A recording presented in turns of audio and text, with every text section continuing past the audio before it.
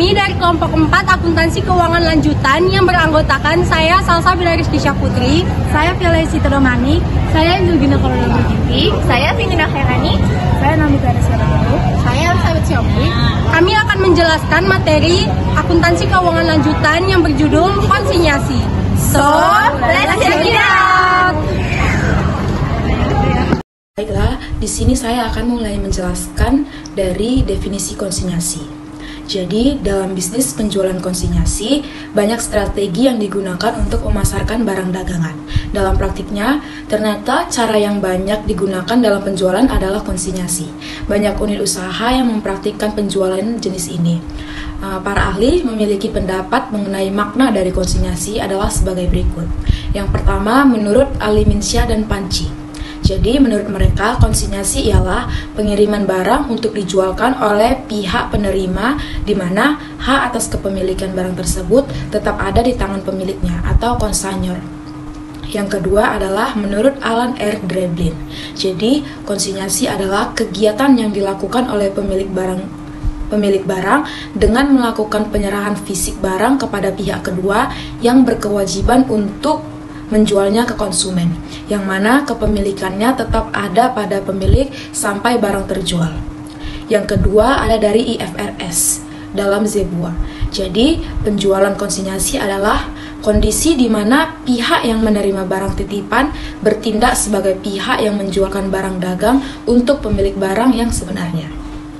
Jadi, dari beberapa pendapat di atas, kesimpulan dari penjualan konsinyasi adalah penjualan yang dilakukan dua pihak, di mana satu pihak selaku pemilik barang atau pengamanat atau konsignor, dan satu pihak sebagai komisioner atau penerima amanat atau konsignee. Yang kemudian penerima amanat berkewajiban untuk menjualkan barang dari pengamanat dengan imbalan berupa komisi yang telah disepakati. Bagi pengamanat atau konsignor, barang yang telah dikirim kepada penerima amanat disebut sebagai barang konsinyasi atau consignment out, dan bagi penerima amanat atau konsignee disebut barang komisi atau consignment in. Dalam transaksi penjualan biasa, hak dan milik berpindah saat barang diterima pembeli, sehingga pencatatan akuntansinya akan menimbulkan pendapatan. Sedangkan transaksi konsinyasi adalah sebaliknya, dan atas transaksi tersebut, pencatatan akuntansinya belum mengakui adanya pendapatan. Penjualan dengan sistem konsinyasi perlu memperhatikan beberapa hal, yakni yang pertama, dalam hal persediaan, barang-barang yang dititipkan oleh pengamanat tidak boleh diakui atau diperhitungkan saat menyusun laporan keuangan oleh penerima amanat. Yang kedua, tidak boleh dilakukan pengakuan atau perhitungan atas pengiriman barang konsinyasi kepada penerima amanat selama barang belum terjual. Yang ketiga, barang yang dititipkan kepada penerima amanat harus diperhitungkan atau diakui sebagai persediaan barang oleh pengamanat atau konsignor saat menyusun laporan keuangan. Yang keempat, pengamanat bertanggung jawab penuh atas biaya komisi atas biaya yang dikeluarkan terkait barang konsinyasi serta komisi mulai dari pengiriman barang sampai barang terjual oleh penerima amanat. Dan yang kelima, barang konsinyasi wajib dirawat dan dijaga oleh konsignee dalam batas-batas tertentu mulai barang tersebut datang sampai terjual. Nah, di sini saya akan menjelaskan mengenai apa saja karakteristik dari penjualan konsinyasi. Nah, sebelum kita masuk ke karakteristiknya, ada di sini menjelaskan mengenai penjualan konsinyasi yang dimana penjualan biasa dan penjualan konsinyasi itu memiliki perbedaan dalam hal perlakuan akuntansi.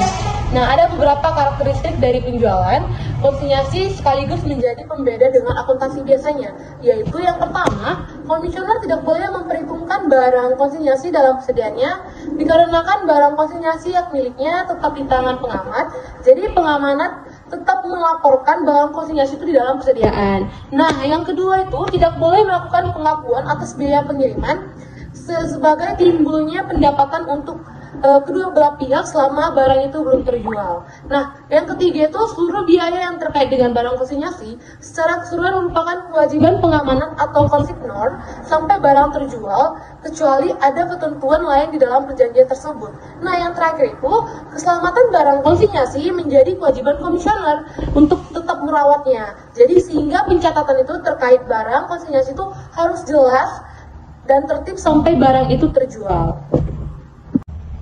Nah, selanjutnya kita akan membahas sumber hukum konsinyasi itu.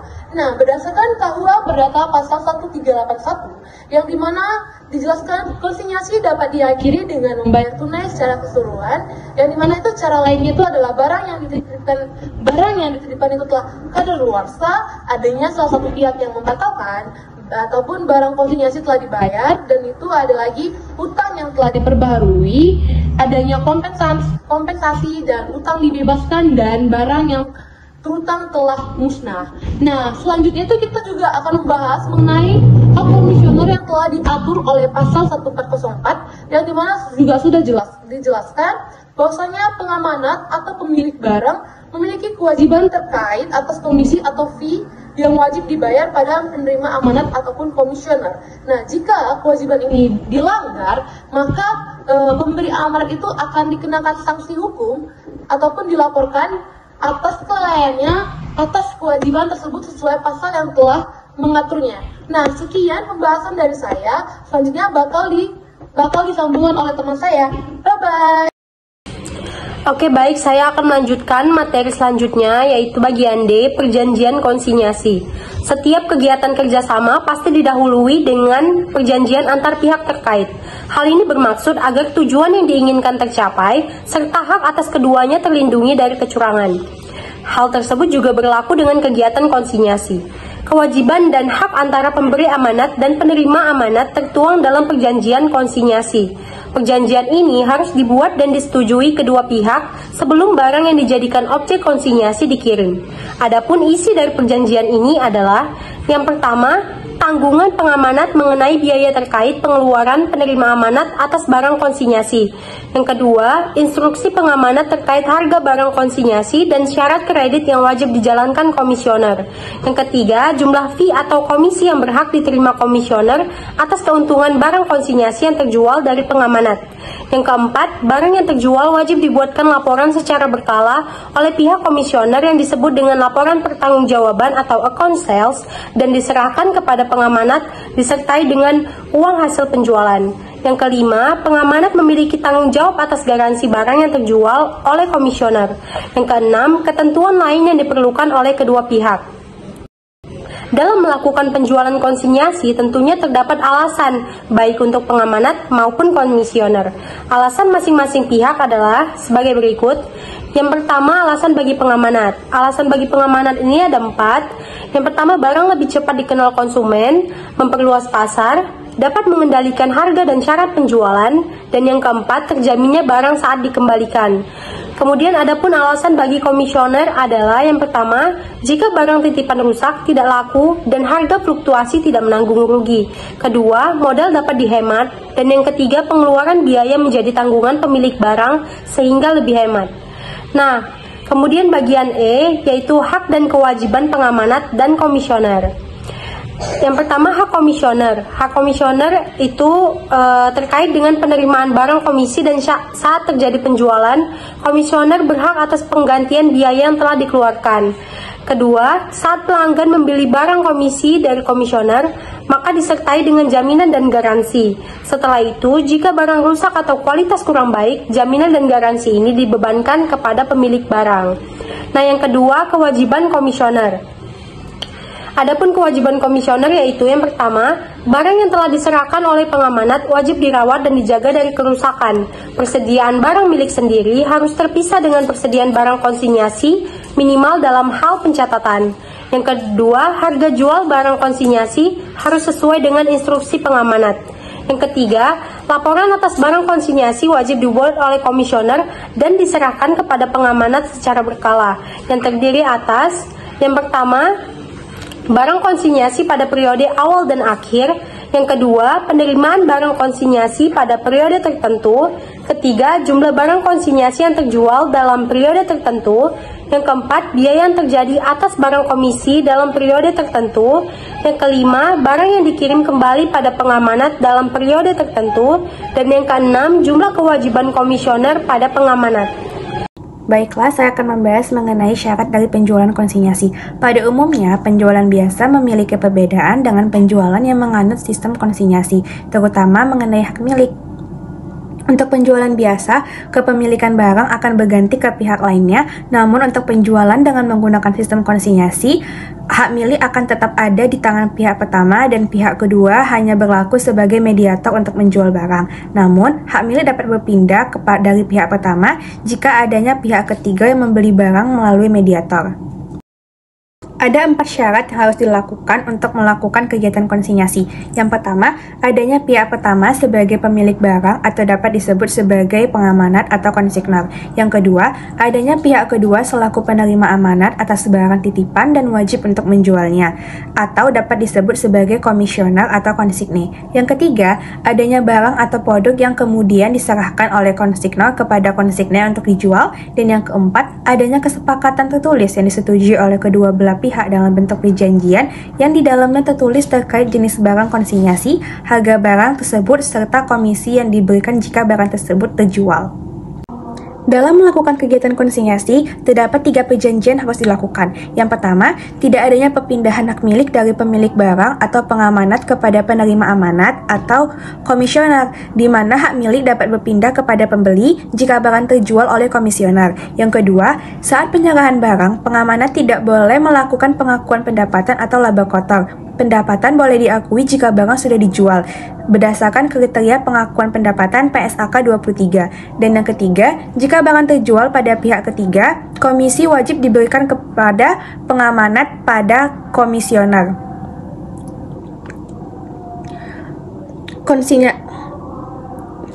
Dalam melakukan konsinyasi, terdapat 3 perjanjian yang harus dilakukan. Yang pertama, tidak adanya perpindahan hak milik dari pemilik barang atau pengamanat kepada penerima amanat atau komisioner, di mana hak milik akan dapat berpindah kepada pembeli jika barang terjual oleh komisioner. Yang kedua, saat penyerahan barang, pengamanat tidak boleh melakukan pengakuan pendapatan atau laba kotor. Pendapatan boleh diakui jika barang sudah terjual, di mana hal ini dijelaskan berdasarkan kriteria pengakuan pendapatan PSAK 23. Dan yang ketiga, jika barang terjual pada pihak ketiga, komisi wajib diberikan pengamanat pada komisioner. Lalu, saya akan membahas mengenai keuntungan dan kerugian dari penjualan konsinyasi. Yang pertama, keuntungan penjualan konsinyasi. Keuntungannya itu terbagi 2. Yang pertama, keuntungan bagi pengamanat atau konsignor, dan yang kedua, keuntungan bagi komisioner. Untuk keuntungan pada pengamanat atau konsignor, itu terbagi lagi menjadi 4, di mana yang pertama, memperluas pasar karena barang dititipkan di toko yang telah memiliki pelanggan. Yang kedua, menghemat tenaga karena penjualan barang ke konsumen dilakukan oleh komisioner. Yang ketiga, kualitas produk dapat dikelola dengan fokus yang lebih baik. Dan yang keempat, jika memakai SPG, pengenalan produk akan lebih intens ke calon pembeli. Yang kedua, keuntungan bagi komisioner. Keuntungan bagi komisioner juga terbagi menjadi 4. Yang pertama, jika barang konsinyasi terjual, maka akan mendapatkan keuntungan. Yang kedua, menekan resiko, karena barang akan dikirim kembali jika tidak laku. Yang ketiga, lebih hemat biaya penjualan. Dan yang keempat, produk lebih memiliki banyak varian yang dapat dipajang. Selanjutnya, yang kedua, kerugian pada penjualan konsinyasi.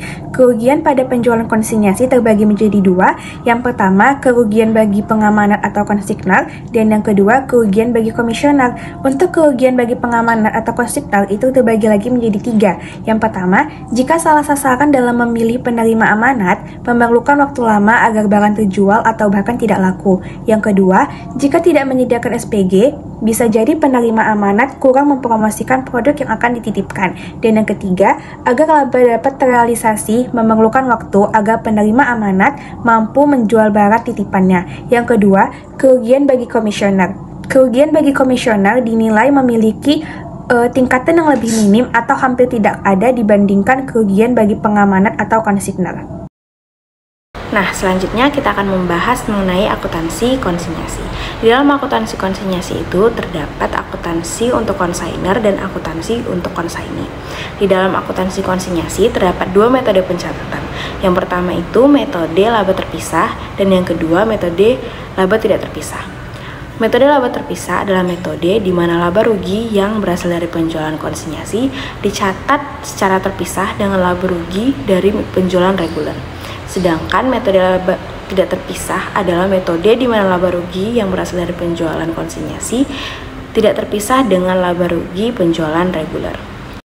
Nah, untuk pencatatan akuntansi untuk konsainer dalam metode laba terpisah, ada beberapa transaksi yang akan terjadi.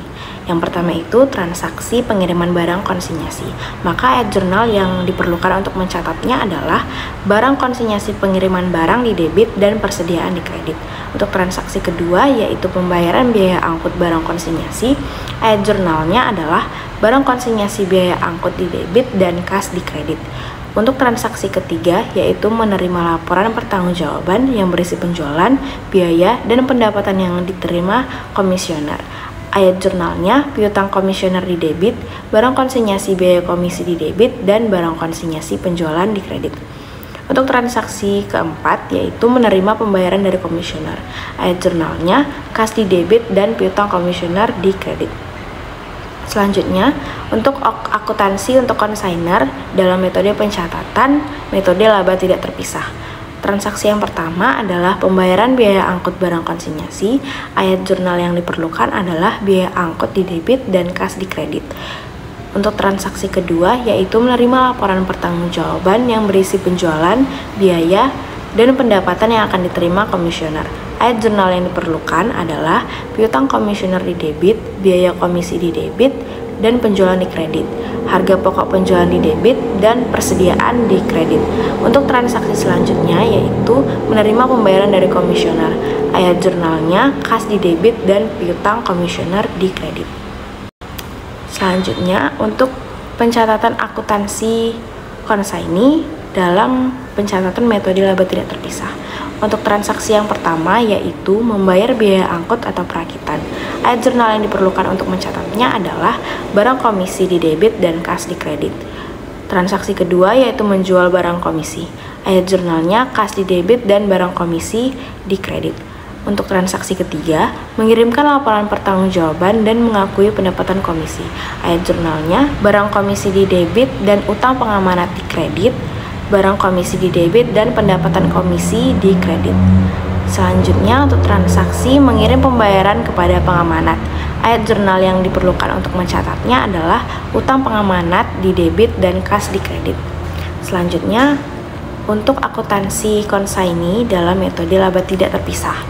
Nah, dalam metode pencatatan ini, transaksi yang pertama adalah membayar biaya angkut perakitan. Ayat jurnal yang digunakan untuk mencatatnya adalah utang pengamanat di debit dan kas di kredit. Transaksi kedua yaitu menjual barang konsinyasi. Ayat jurnalnya kas di debit, penjualan di kredit, pembelian di debit, dan utang pengamanat di kredit. Selanjutnya, untuk transaksi mengirim pembayaran kepada pengamanat. Ayat jurnalnya utang pengamanat di debit dan kas di kredit. Sekian dari saya. Selanjutnya akan dilanjutkan oleh teman saya. Terima kasih.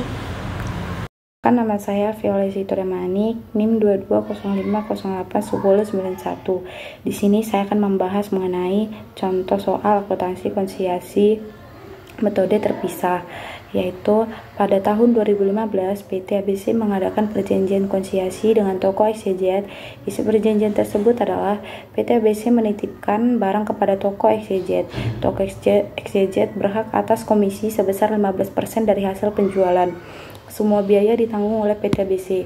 Toko XYZ harus membuat pertanggungjawaban secara bulanan. Transaksi yang berhubungan dengan perjanjian konsinyasi untuk bulan Januari 2015 adalah yang pertama, PT ABC meminjam 100 unit barang ke toko XYZ. Harga pokok barang per unit adalah Rp300.000, sedangkan harga jual per unit ditentukan Rp500.000. Yang kedua, PT ABC membayar biaya angkut sebesar Rp500.000. Yang ketiga, toko XYZ menerima kiriman barang dari PT ABC dan membayar biaya perakitan sebesar Rp200.000. Yang keempat, toko XYZ berhasil menjual seluruh barang dengan tunai. Yang kelima, toko XYZ mengirimkan laporan hasil penjualan ke PT ABC. Yang keenam, toko XYZ mengirimkan kas yang menjadi hak cipta PT ABC, yaitu penjualan sama dengan 100 dikali 500.000, yaitu 50 juta rupiah. Kemudian komisi sama dengan 15 15% kali 50 juta rupiah hasilnya 7.500.000 rupiah. Kemudian biaya perakitan atau dibayar dulu oleh komisioner dan selanjutnya dibebankan pada pengamanat sebesar 200.000 rupiah.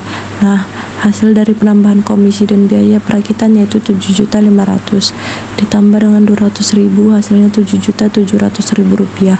Kemudian kas yang dikirim ini merupakan pengurangan dari 50 juta dikurang 7.700.000 hasilnya 42.300.000 rupiah. A. Jurnal yang dibuat PT ABC sebagai pengamat atau metode terpisah. Yang pertama ada nomor transaksi pertama, itu adalah barang konsinyasi di debit sebesar 30 juta dan persediaan itu dikredit sebesar 30 juta. Yang kedua barang konsinyasi itu di debit sebesar 500.000 rupiah, dikredit sebesar 500.000 rupiah. Yang ketiga dan keempat itu tidak dicatat oleh PT ABC. Yang kelima, piutang komisioner di debit sebesar 42.300.000 rupiah dan barang konsinyasi sebesar 7.700.000 rupiah. Barang konsinyasi dikredit sebesar 50 juta rupiah. Yang keenam, ada kas sebesar 42.300.000 rupiah, piutang komisioner sebesar 42.300.000 rupiah. Sehingga saldo rekening barang konsinyasi di PT ABC adalah laba atau rugi hasil penjualan dikurang HPP dikurang biaya angkut dikurang komisi tambah biaya itu sebesar 50 juta dikurang 30 juta dikurang 500.000 dikurang 7.700.000 itu labanya sebesar 11.800.000 rupiah. B. Jurnal yang dibuat PT ABC sebagai pengamatan atau metode tidak terpisah. Nomor transaksi yang pertama, transaksi ini tidak dicatat oleh PT ABC. Yang kedua, biaya transportasi di debit sebesar 500.000 rupiah, di kredit sebesar 500.000 rupiah. Yang ketiga, tidak dicatat oleh PT ABC. Yang keempat, tidak dicatat oleh PT ABC. Yang kelima, piutang komisioner sebesar 42.300.000 rupiah di debit, biaya 47.700.000 di debit, penjualan 50 juta rupiah. Harga pokok penjualan di debit 30 juta rupiah, di kredit 30 juta rupiah. Yang keenam ada kas 42.300.000 rupiah di debit, 42.300.000 rupiah di debit, di kredit. Laba PT ABC atau penjualan dikurang HPP, biaya komisi tambah perakitan, biaya transport itu 50 juta dikurang 30 juta dikurang 7.700.000 dikurang 500 sama dengan 11.800.000.